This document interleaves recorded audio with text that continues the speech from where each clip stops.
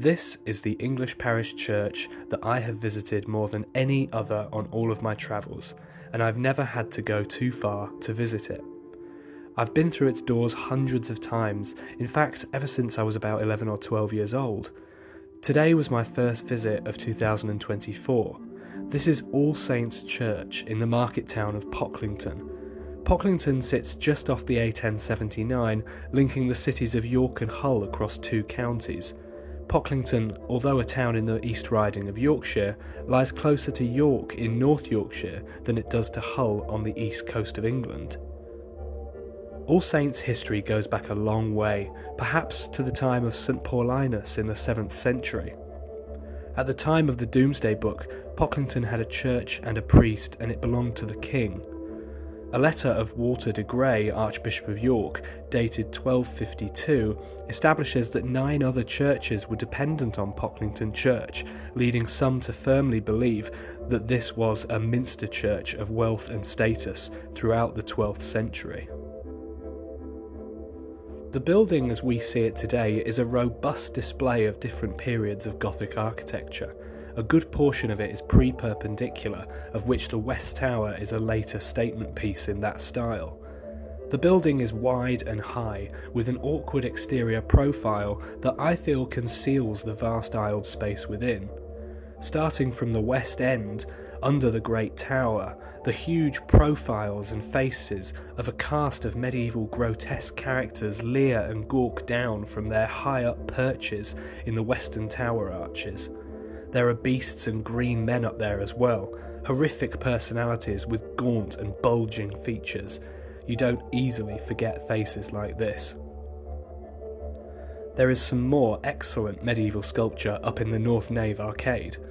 It was under this nave arcade that I used to sit when attending services here with my secondary school. My favourite scene is 2 men wrestling on the capital of one of these arcade piers, under the very one I used to sit beneath as a boy. The North Nave arcade is dated by Pevsner and Neve to the late 12th century. By contrast, the South arcade matches the North in terms of general size and numeration of bays, but is of the 13th century. Beakheads used as label stops are present on the south side but are thought to have been reset there during one of the building's several more recent restorations. I believe the medieval sculpture inside this church had a fundamental effect on me growing up, and from it grew my interest in church buildings. In the north transept is the original crosshead of the 15th century Sotheby cross, discovered in 1835 when digging a grave near to the west door of the church, near where the replica is now erected. The replica was made by master mason Matthias Garn and installed in the churchyard near to its original location under faculty almost 20 years ago. The original cross is an example of a preaching cross. The head has a dedicatory inscription running around it, part of which asks for prayers for the soul of John Sotheby, member of the local family who lived in the area since the last half of the 14th century. Subjects in the ornate canopied niches include the Holy Trinity, a bishop, perhaps St Paulinus, John the Baptist, and Jesus on the cross flanked by Mary and John. I think All Saints Church always feels far bigger inside than it does from the street outside. It's lofty, spacious, and most importantly I think, clearly very well used with a busy parish office and modern extension to the north.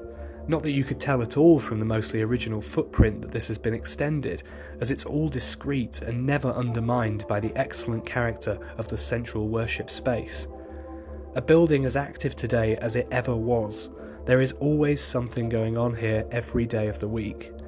For more information about the neighbouring village churches, do watch a long format video I recorded during the lockdown in 2020, which is a bit outdated in presentation quality nowadays.